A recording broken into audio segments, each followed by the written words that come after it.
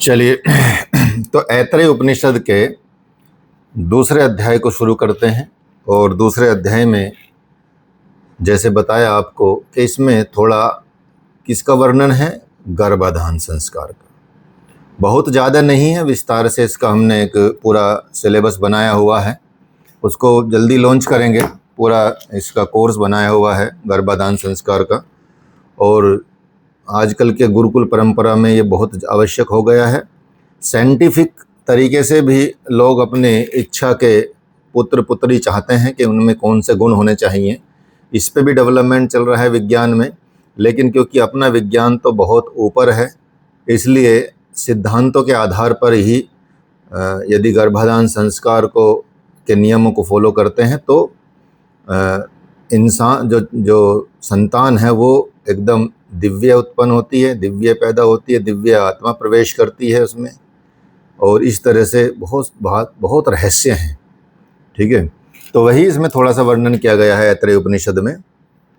तो यहाँ जब ऋषि प्रवचन करते हैं तो प्रवचन करने के प्रारंभ में बताया आपको कि गर्भिणी स्त्री उठकर चली जाए, अर्थात इस वक्त में जो प्रवचन ऋषि करने वाले हैं उस प्रवचन के सुन के गर्भिणी स्त्री को थोड़ी प्रॉब्लम हो सकती है, वो मन में उसका विचलन पैदा हो सकती है और उसका असर गर्भ पर पड़ सकता है।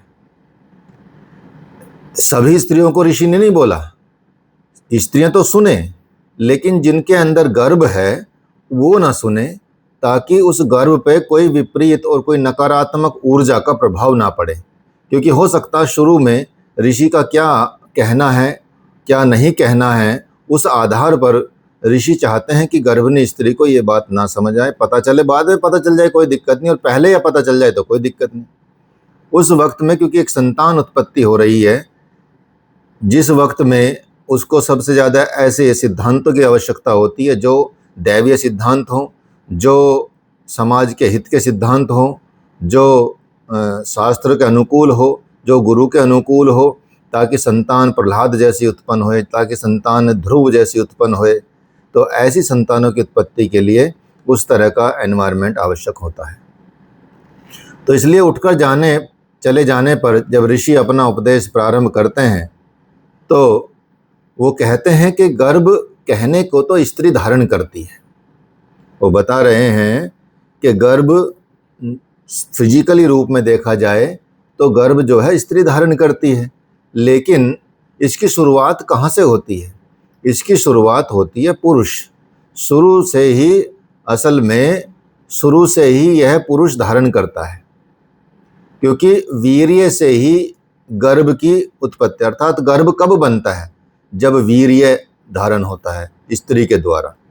जब स्त्री के द्वारा वीर्य का धारण होता है तभी गर्भ बनता है। तो इसलिए गर्भ की शुरुआत बताते हैं ऋषि कि गर्भ की शुरुआत असल में पुरुष धारण करता है और वहाँ से होता है। तो ये बात महिलाओं को, जो गर्भिणी स्त्री हैं, उनको उस वक्त बुरी लग सकती है कि ये क्रेडिट हम तो धारण कर रहे हैं, लेकिन पुरुष कैसे धारण करता है? भाई पुरुष के बिना या स्त्री के, क्योंकि गर्भ तो धारण करने का मतलब ये हुआ कि गर्भ की शुरुआत होती है वीर्य से, अर्थात वीर्य ही, और वीर्य कौन धारण करता है? वीर्य पुरुष धारण करता है। तो वीर्य से ही गर्भ की उत्पत्ति होती है और गर्भ का स्टार्टिंग होती है। तो ये वीर्य या रेतस या जो ये सब चीज़ें क्या होता है? पुरुष के अंग अंग का तेज ही है, अर्थात उस पुरुष के का सार तत्व होता है।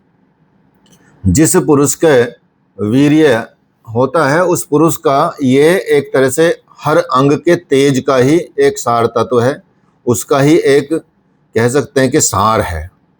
क्योंकि पुरुष के अंगों से, इस तेज से ही, पुरुष के जो अंग हैं और पुरुष का जो तेज है, इस तेज से ही वीर्य का निर्माण होता है और उस तेज से ही फिर गर्भ होता है।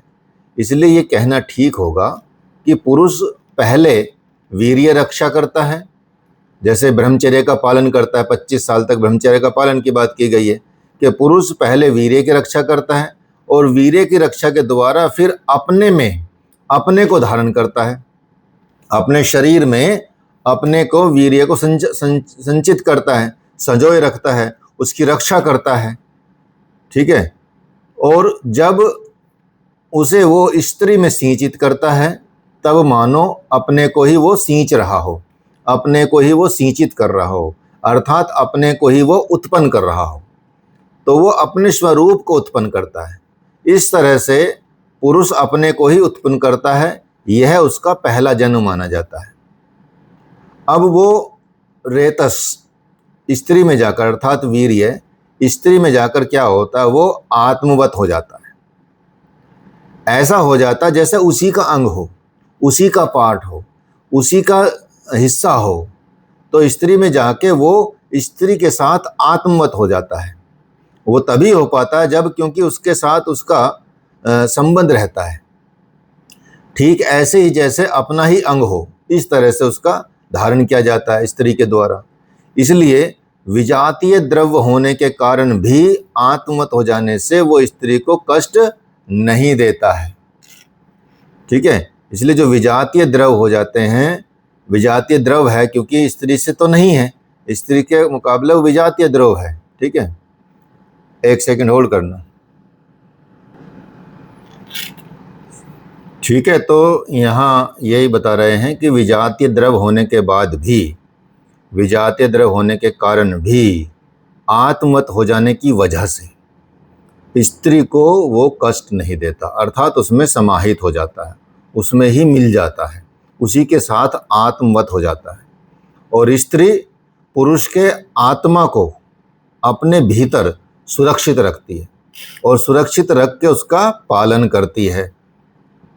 क्योंकि इसलिए क्योंकि वह, ऋषि बताते हैं कि क्योंकि स्त्री वो जैसे हमारा ही पालन करती है, हमको ही पालती है, हमको ही संभालती है, हमारा पालना करती है, इसलिए हमारा कर्तव्य बनता है कि हम स्त्री का पालन करें, उसकी देखभाल करें, उसकी रक्षा करें, उसको समझें, उसको ध्यान दें उस चीज़ पे। ठीक है, ये कर सकते हैं, ये सारी चीज़ें करनी चाहिए।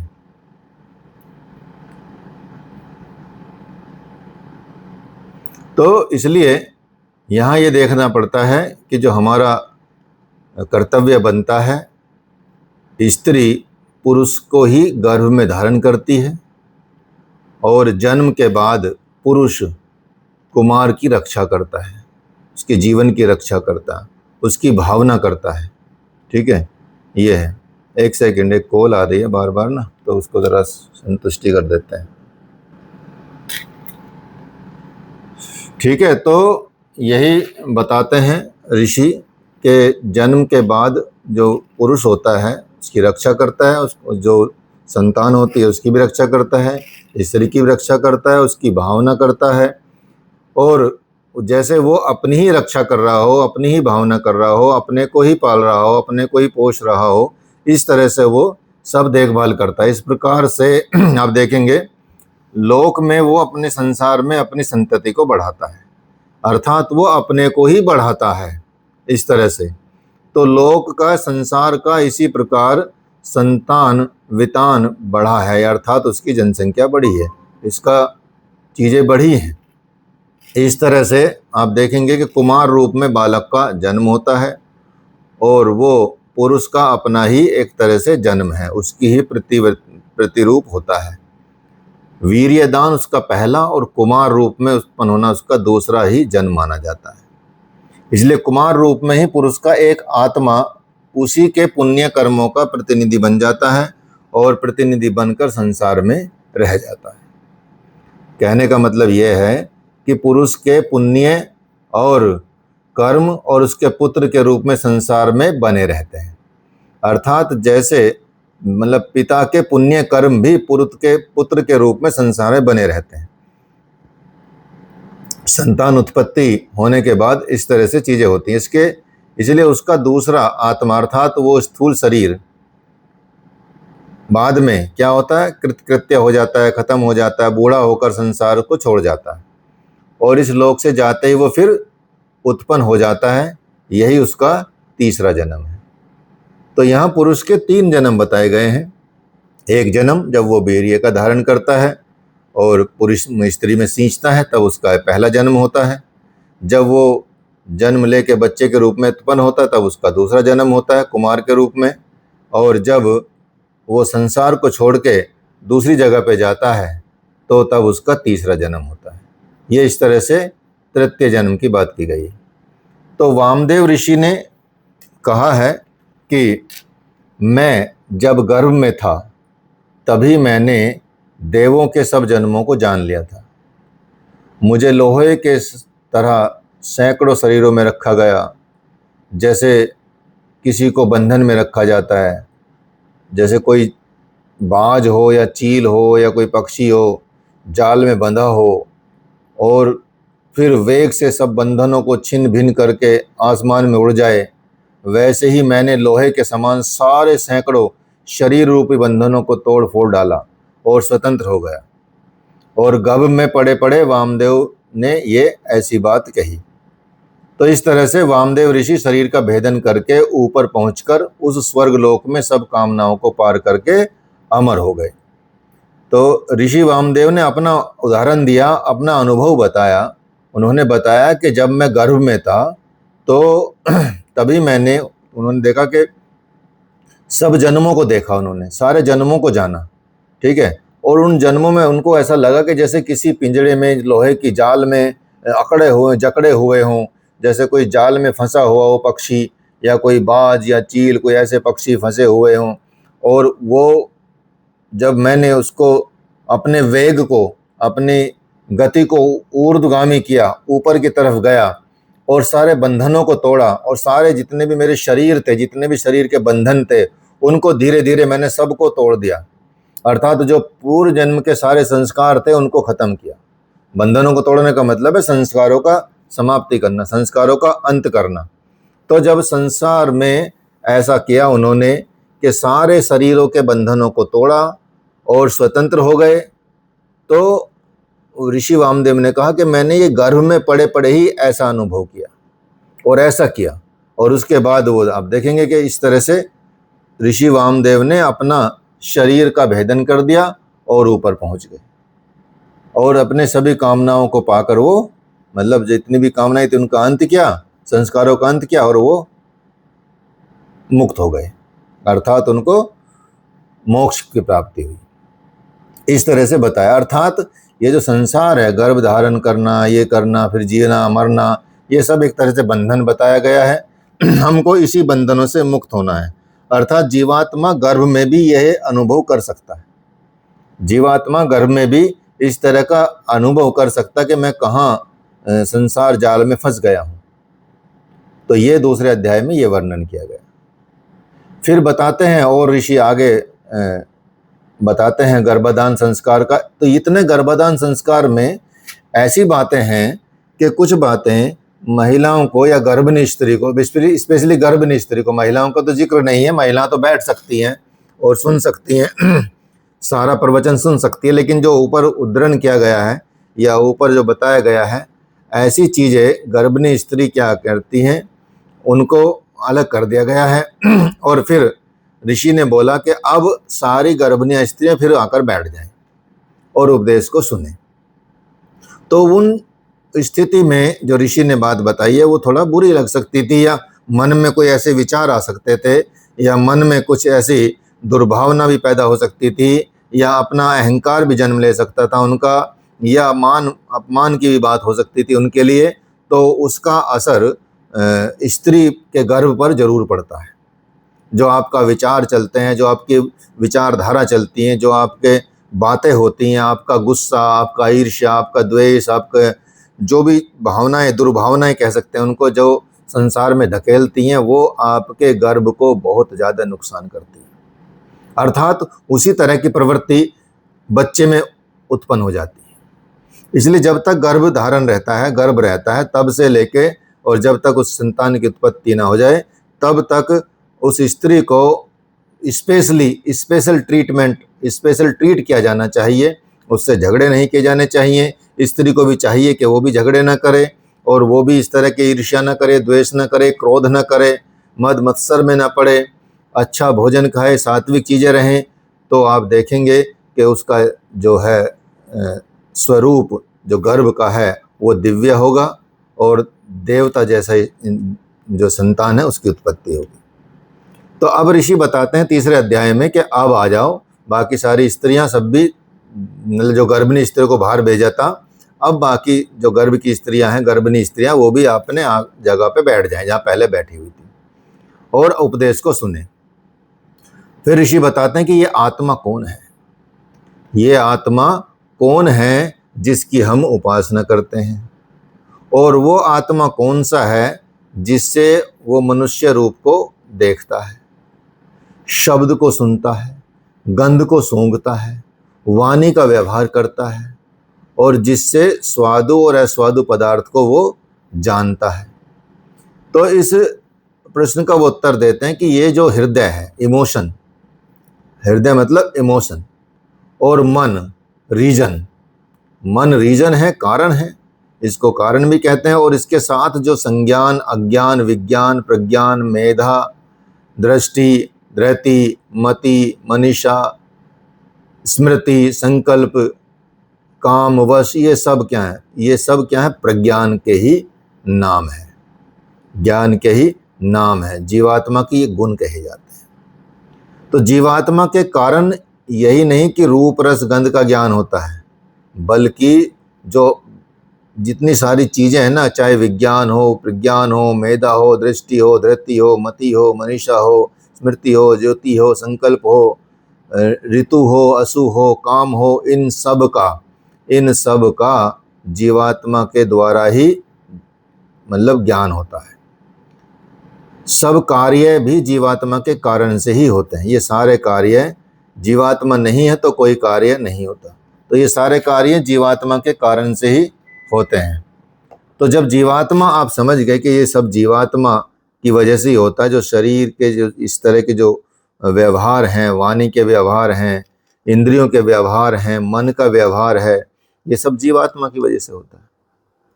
अब जीवात्मा के बारे में बताने के बाद ऋषि बताते हैं, परमात्मा के बारे में बताते हैं कि वो परमात्मा ही ब्रह्म है, ब्रह्म यही है, ईश्वर यही है, इंद्र भी यही है, प्रजापति भी यही है, सब कुछ यही है। तो यह क्या, जिसका अभी अभी आपने सुना है कि ये जीवात्मा है, परमात्मा है, इन सब का जो अभी ऋषि ने वर्णन किया उसके बारे में। तो ये सब देव हैं, ये पांचों महाभूत, पृथ्वी, वायु, आकाश, अग्नि, ज्योति, ये सब जितने भी है, ये क्षुद्र जीव, ये मिश्रित जीव जंतु, ये बीज, ये अंडज पिंडज, ये स्वेदज उद्भिज, ये अश्व, गौ, पुरुष, हस्ती, ये सब जितना भी प्राणी जगत है, चाहे वो स्थावर हो चाहे जंगम हो, ठीक है, जो स्थित रहते हैं वो, जो जैसे पेड़ स्थावर हो गए, सॉरी जंगम हो गए, स्थावर जो स्थान पे चलते रहते हैं।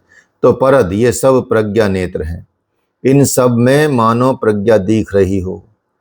अर्थात कहने का तात्पर्य ये है कि कुछ भी संसार में घटित हो रहा है, कुछ भी चल रहा है, वो एक स्पेसिफिक चीज से चल रहा है, दृष्टि से चल रहा है। तो ये बताया जाता है कि सृष्टि अंधी नहीं चल रही है। ऐसा नहीं कि कुछ भी चल रहा हो कि चलने भाई ऐसा होता ही है तो हो रहा हो, ऐसा नहीं है। वो चेतना के साथ और प्रज्ञा के साथ, ज्ञान के साथ चल रही है। सृष्टि का निर्माण जिस तरह से होता है, जिस तरह सृष्टि चल रही है, वो ऐसा नहीं ब्लाइंडली चल रही है, उसमें प्रज्ञा के साथ चल रही है, वो ज्ञान के साथ चल रही है, वो किसी लक्ष्य की तरफ जैसे आंख उठाकर जा रही है। इस तरह से इसका वर्णन किया गया। तो क्यों? क्योंकि ये सृष्टि जो है वो प्रज्ञान में प्रतिष्ठित है, प्रज्ञान से में ही ठहरी हुई है, और ये संपूर्ण लोक, जितने भी लोक हैं, वो प्रज्ञा के नेत्र हैं, प्रज्ञा में प्रतिष्ठित हैं, ये बताया जाता है। प्रज्ञा नेत्रोह लोकः, वह प्रज्ञान ही ब्रह्म है, वही इंद्र है, वही प्रजापति है। जिस आत्मा की हम उपासना करते हैं वो यही है, वही ब्रह्म है।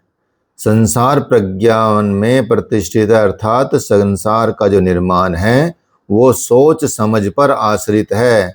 ऐसा नहीं कोई अटकल पच्चू चल रहा हो, या कोई अटकल से ही चल रहा हो काम, या ऐसे ही ऊट पटांग काम चल रहा हो, नहीं। संसार का ये सारा जो निर्माण है सोच समझ कर इस पर आश्रित है और चलता है, क्योंकि संसार अपने प्रज्ञान में प्रतिष्ठित है, उस ज्ञान में प्रतिष्ठित, ज्ञान के साथ चल रहा है, दृष्टि के साथ चल रहा है ये सारा संसार। तो इसलिए जो उपासक होते हैं, उपासक इसी प्रज्ञा आत्मा की उपासना करते हैं, और इस प्रज्ञा आत्मा की उपासना करके इस मृत्यु लोक से उनका उत्क्रमण करके वो स्वर्ग लोक में चले जाते हैं या अन्य लोकों में चले जाते हैं, सब कामनाओं को प्राप्त कर लेते हैं और अमृतमय हो जाते हैं। तो इस तरह से उनका उद्धार हो जाता है।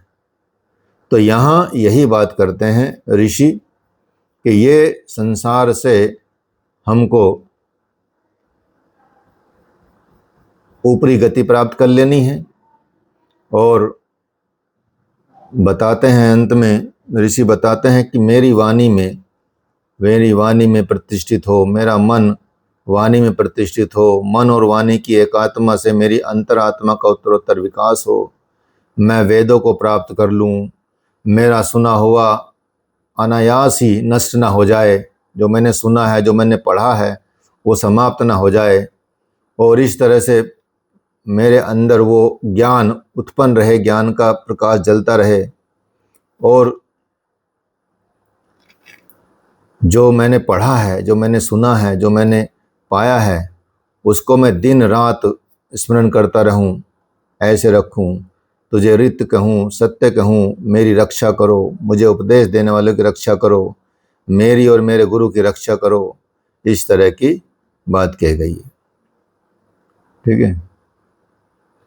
तो ये यहाँ जो महर्षि हैं वो यही बताते हैं कि वाद में मन से प्रतिष्ठा, मनो में वाची प्रतिष्ठा माँ वीरम एपि वेदस्य में आनोष्य श्रुतु में माम प्रहर्ष नैना धोते ना हरो राजंस दयाश मुक्त वदिष्यामि सत्यम वदिष्यामि तन्मा भवतु तद वक्तारम अवतु माम अवतु वक्तारम। ओम शांति शांति शांति। तो यही बात ये इसने ऐतरेय उपनिषद में बताई गई है। तो आप समझ गए होंगे ऐतरेय उपनिषद में किस चीज़ का व्याख्यान है। ठीक है, गर्भाधान का थोड़ा व्याख्यान बताया गया है, मनुष्य आत्मा परमात्मा के बारे में बताया गया है, ऊपर बहुत सारी चीज़ें अन्न के बारे में बताया गया है, कैसे उत्पन्न हुआ, ये सारी चीज़ें आपने समझी। ठीक है, तो यहाँ तक ये आपका इस तरह से ये अध्याय जो ऐतरेय उपनिषद है वो पूरा होता है। बहुत बड़ा नहीं है, छोटा ही है, 1.5 क्लास में कंप्लीट हो गया है, 1.25 क्लास में, और 1.5 ही मान लीजिए, 23 मिनट का ये हुआ आपका। तो यहाँ तक आपका कोई प्रश्न हो तो पूछ सकता है। फिर अगला उपनिषद कौन सा है आपका? तैत्तरीय होगा, तैत्तरीय उपनिषद है ना। अगला उपनिषद है आपका तैत्तरीय उपनिषद। हाँ, तैत्तरीय। इसमें पंचकोश की अवधारणा है, शिक्षावल्ली है, आनंदवल्ली है, भृगुवल्ली का सारांश है। इसमें वल्लियों में डिवाइड है ये उपनिषद, तैत्तरीय उपनिषद इसको बोला गया है। तो यहाँ तक किसी का प्रश्न हो तो बताओ, नहीं तो फिर ये हम थोड़ा अभी 15 मिनट के आसपास, 15-16 मिनट आपका तैत्तरीय उपनिषद का विस्तार करेंगे, थोड़ा पढ़ेंगे उसके बारे में। ठीक है, और आप लोग सब अपनी अपनी फीस जमा कर दो टाइम से, यूनिवर्सिटी में जमा करनी होती है। अभी मैसेज आ चुका है यूनिवर्सिटी से, इसलिए मैंने बोला आपको, नहीं तो मैं बोला नहीं आपको तब तक अभी तक। ठीक है, तो इसलिए टाइम से जिनकी नहीं हुई है वो जमा कर देंगे ताकि किसी का डिले ना हो, एग्जामिनेशन सारी चीज़ें।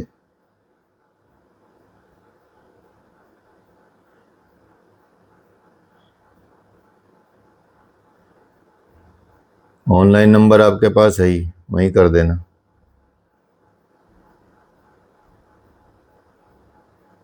तो नहीं है किसी का कोई प्रश्न? बड़े विद्वान लोग हो भाई, या तो समझ में नहीं आए या विद्वान हो, 2 ही चीज़ हो सकती हैं।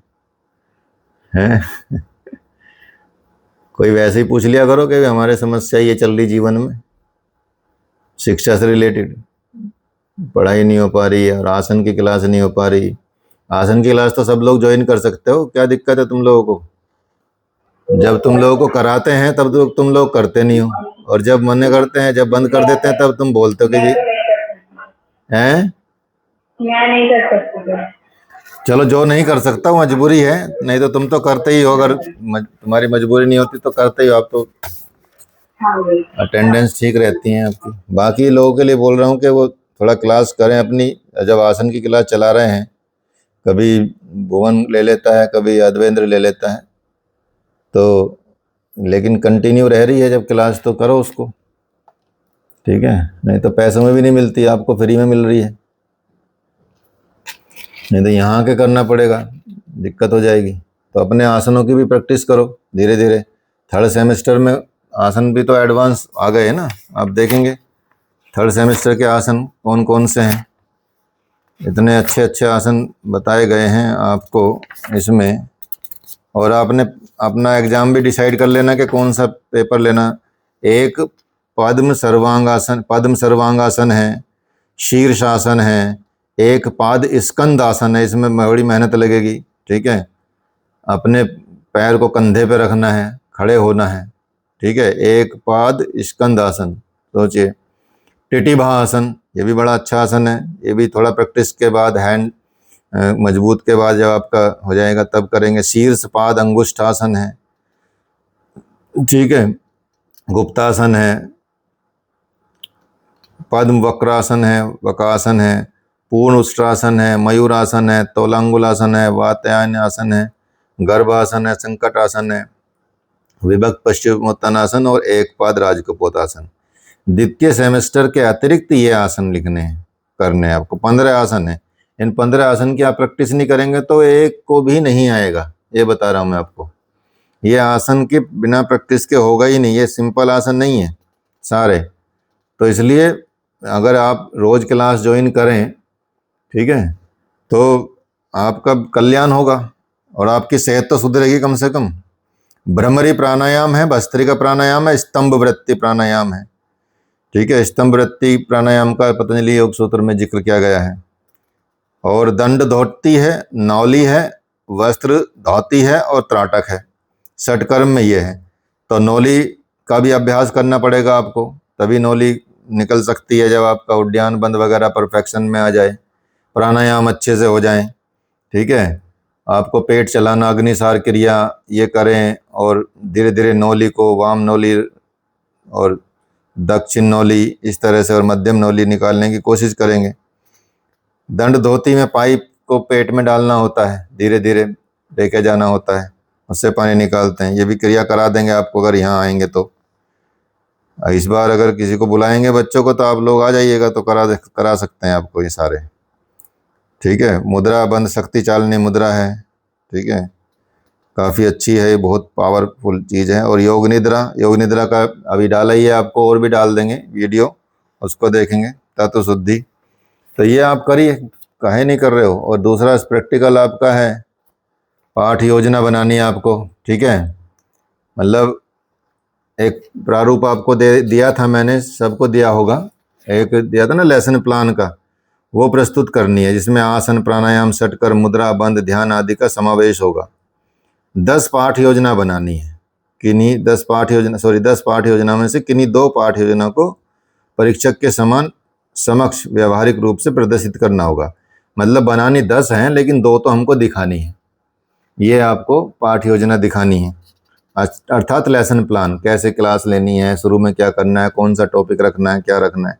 ये कॉपी दी है आपको, उसमें उसी तरह की उस फोटो कॉपी करा के उस पर 10 बना लेना है। व्याख्यान विधि, लेक्चर, इसमें शिक्षण विधियाँ आएंगी, प्रदर्शन, निर्देश, अनुक्रिया, विधि, दृश्य, chart, model, project, slide, audio tap, कुछ भी आप प्रस्तुत करें। परीक्षक के समक्ष उक्त वर्णित विधियों में से किसी एक विधि का प्रदर्शन करना होगा। व्याख्यान विधि का प्रदर्शन, व्याख्यान प्रदर्शन विधि का, या प्रदर्शन अनुक्रिया विधि का, या निर्देशन अनुक्रिया विधि का, दृश्य श्रव्य, कुछ भी जैसा है एक चीज़ दिखाना होगा आपको एग्जामिनर के सामने। फिर एक प्राकृतिक चिकित्सा की रिपोर्ट तैयार करनी है। लगभग छात्र छात्राओं को प्राकृतिक चिकित्सा की एक 15 से 20 पेज की विभाग में जमा करानी होगी ये रिपोर्ट, जिसमें जल चिकित्सा के बारे में बताया जाए, मिट्टी चिकित्सा, वायु चिकित्सा, सूर्य चिकित्सा, उपवास और अभ्यंगम का समावेश रहेगा। इन सब में ये आपको एक रिपोर्ट तैयार करनी है, ठीक है। मतलब नेचुरोपैथ का आपको पूरा रिपोर्ट तैयार करनी है। सोचो 40 नंबर का ये है और 20 नंबर का वाइवा होगा। तो 20 नंबर का आपका लेसन प्लान है, 20 नंबर का आपका व्याख्यान विधि है, शिक्षण विधि है, मतलब कैसे पढ़ाना है आपको ये सारी चीज़ें, और 40 नंबर का आपको नेचुरोपैथी और 20 नंबर का आपका ये है, ठीक है। तो इस तरह से आप इसको करें, समझ गए नहीं? चलिए, तो ये तैयारी कर लो ढंग से। एग्ज़ाम ज़्यादा दूर नहीं है, 2 महीने बाद ही एग्ज़ाम हो जाएंगे आपके। मतलब अक्टूबर सितंबर चल ही रहा, अक्टूबर नवंबर गया, दिसंबर में शायद एग्ज़ाम रह जाएंगे आपके, ठीक है। और अपना टॉपिक डिसाइड करके आज के आज ही मैसेज कर दीजिएगा सब लोग, ग्रुप में ही कर देना कि ये मैं टॉपिक लेना चाहती हूँ, ये चाहता हूँ। इसमें आपका है ही शुरू में, ठीक है, क्या टॉपिक आपको रखना। तो जो अगर हमसे पूछोगे तो जो जैसे व्यवहारिक योग है, ये भी अच्छा टॉपिक है, और प्राकृतिक चिकित्सा ये बहुत ही इम्पोर्टेंट रहेगा। एक तो ये ले लें आप, प्राकृतिक चिकित्सा का टॉपिक ले लें, वो आपको पूरा पढ़ा देंगे हम अच्छे से। मतलब पढ़ा तो सारी देंगे, जैसे टीचिंग मेथोडोलॉजी चल रहा है अभी, इसमें आ जाएगा आपका, अनुसंधान में भी आएगा सारी चीज़ें। तो अगर किसी को टीचर बनना है, किसी को प्रोफेसर बनना है, तो वो टीचिंग मेथोडोलॉजी ले ले, और किसी को योग मतलब थेरेपिस्ट बनना है तो वो अप्लाइड योग ले सकता है और प्राकृतिक चिकित्सा के सिद्धांत ले सकता है, ठीक है। तो योग और शारीरिक शिक्षा ये भी एजुकेशन हो गया, फिजिकल एजुकेशन, और योग में शिक्षण विधियाँ ये। तो अप्लाइड योग बहुत अच्छा रहेगा, ये आसान भी रहेगा, मतलब कैसे कराना है योग, अप्लाई करना मतलब योग को आपको स्वास्थ्य के हिसाब से, बीमारियों के हिसाब से, ये आप कर सकते हैं। और प्राकृतिक चिकित्सा तो आप देखेंगे फ्यूचर का सबसे बढ़िया चीज़ है, आप इसको अपना लेंगे तो घर की चिकित्सा भी, घर में भी लोगों को चिकित्सा दे सकते हैं, मिट्टी से, आकाश तत्व से, अग्नि तत्व से, पानी से, जल से, ये सारी चीज़ें आप कर सकते हैं। सोचिए, तो प्राकृतिक चिकित्सा तो बहुत ही अच्छा है, आपको अच्छी नॉलेज हो जाएगी इसमें, और अच्छा पढ़ा भी देंगे आपको पूरा बड़ी किताब से, ठीक है। और अप्लाइड योग, तो अप्लाइड योग ले सकते हैं और प्राकृतिक चिकित्सा ले सकते हैं, और जिसको शिक्षण में जाना है वो टीचिंग मेथोडोलॉजी ले सकता है और फिजिकल एजुकेशन भी ले सकता है, ठीक है। इसके साथ तो 303 और 306 तो फ्यूचर के हिसाब से बेस्ट है, टीचिंग के हिसाब से 4 और 5 ले सकते हैं, 304 और 305, ठीक है। तो आप डिसाइड कर लीजिएगा, जो है वो करा दिया जाएगा, क्योंकि ये आपका जो छठा टॉपिक है 306 वो इसमें भी हेल्प करेगा आपका प्रैक्टिकल में भी, क्योंकि इसमें भी नेचुरोपैथ है, ठीक है। तो 2 जगह हेल्प हो जाएगी, मतलब 100 कितने का, 140 नंबर मान के चलिए, एक पेपर की तैयारी करोगे और 140 नंबर की तैयारी हो जाएगी आपकी, सोचिए। तो बल्ले बल्ले है, लड्डू हैं दोनों चारों हाथों में आपके, ठीक है। तो डिसाइड कर लेना अपना पेपर और मुझे लिख के भेज देना, फिर उसी हिसाब से आपका रोल लिस्ट जमा होगी यूनिवर्सिटी में, उसी के पेपर फिर आपको देने होंगे, ठीक है। और बाकी सब लोग अपनी फीस भी जमा करके निमट जाओ, ठीक है। तो करें थोड़ा सा, अभी 7 मिनट, 7 8 6 7 मिनट रहेगी, अब तो करने की जरूरत नहीं, कल ही करेंगे इसको शुरू, ठीक है। अब शाम को भी शुरू करेंगे, शाम को भी आपका आज पेपर शायद क्लास रखेंगे रिसर्च मेथोडोलॉजी की, आपके सेकंड पेपर की, वो भी हो जाएगी। तो ये तो उपनिषद चलते ही रहेंगे, सारे उपनिषद कराएंगे, कुछ छोटे कुछ बड़े, अभी 1-2 बड़े उपनिषद हैं, ये भी थोड़ा सा बड़ा ही है, तैतरीय उपनिषद, इसमें थोड़ा सा टाइम लगेगा, 3 क्लास तो मुझे लग रहा लग ही जाएंगी, ठीक है।